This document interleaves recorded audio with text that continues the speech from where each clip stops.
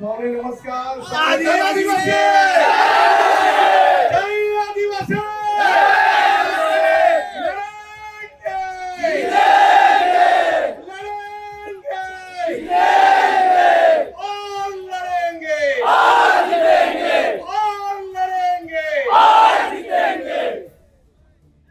હવે આપણા સમાજનું એક મોટું વાચિંત્ર છે આપણા હાથમાં, ખબર ને?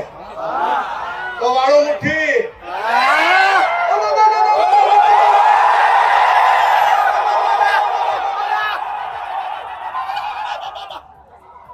આપણે આદિવાસી સમાજ એટલે એક એવો સમાજ આ દુનિયામાં છે એ કોઈના બાથી ડરતો બી નથી અને છૂટતો બી નથી. એ આ ચેતરભાઈએ સાબિત કરી દીધું છે. આ ચોર, લુચ્ચા, બેરા, મૂંગા, ભાજપિયા એને કહી દે ચેતર વસાવા એકલો નથી, આ આદિવાસી એની સાથે છે.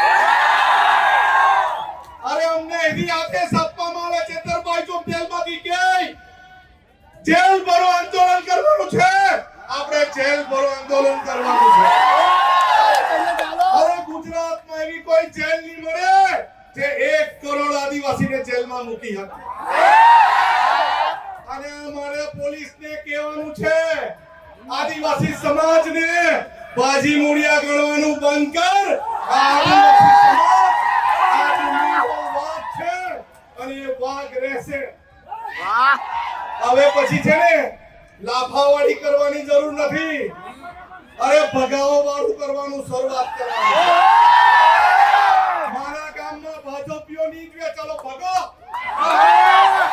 અરે જંગલ ખાતાવાળાને બહુ તુમાખી આવી ગયેલી હોય ને, અમારા વિસ્તારમાં પ્લાન્ટેશન નથી કરવા દેતા, આવીને બતાવજો અમારા વિસ્તારમાં.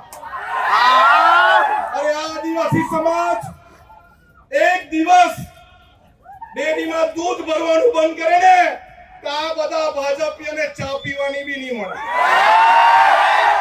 અરે આદિવાસી સમાજ પોતાના વિસ્તારમાં પડેલું વરસાદનું પાણી રોકી દે ને તો ધોવાના બી ફાફા થઈ જાય. એક રહેવાનું છે. પાર્ટી પક્ષમાં જ્ઞાતિના ફાટામાં ફટવાનું નથી, બટવાનું નથી, બચાવવાનું નથી.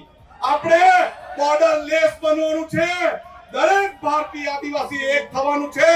મારો વિસ્તાર તારો વિસ્તાર નહીં. જ્યાં પણ કોઈને તકલીફ પડે, મહારાષ્ટ્રમાં લતીભાઈને તકલીફ પડે તો આપણે સૌએ ત્યાં જઈને એને સહકાર આપવાનો. આપણા વિસ્તારના દરેક લોકોને મારે અપીલ છે કે આ વર્ષાબેન એના કુટુંબની જવાબદારી એક ભાઈ તરીકે આપણી છે કે નહીં? અને પોલીસ વાળા, અહીંના પોલીસ વાળાને બી કહેવા માંગુ છું, તમારામાં તાકાત હોય ને આવનારા દિવસોમાં જેલ ભરો આંદોલન કરવાના, ત્યારે અમને અમે લડવા બી તૈયાર છે, મરવા બી તૈયાર છે, ઝૂકવા તૈયાર નથી. આપણે કદી ઝૂક્યા નથી અને ઝૂકશું પણ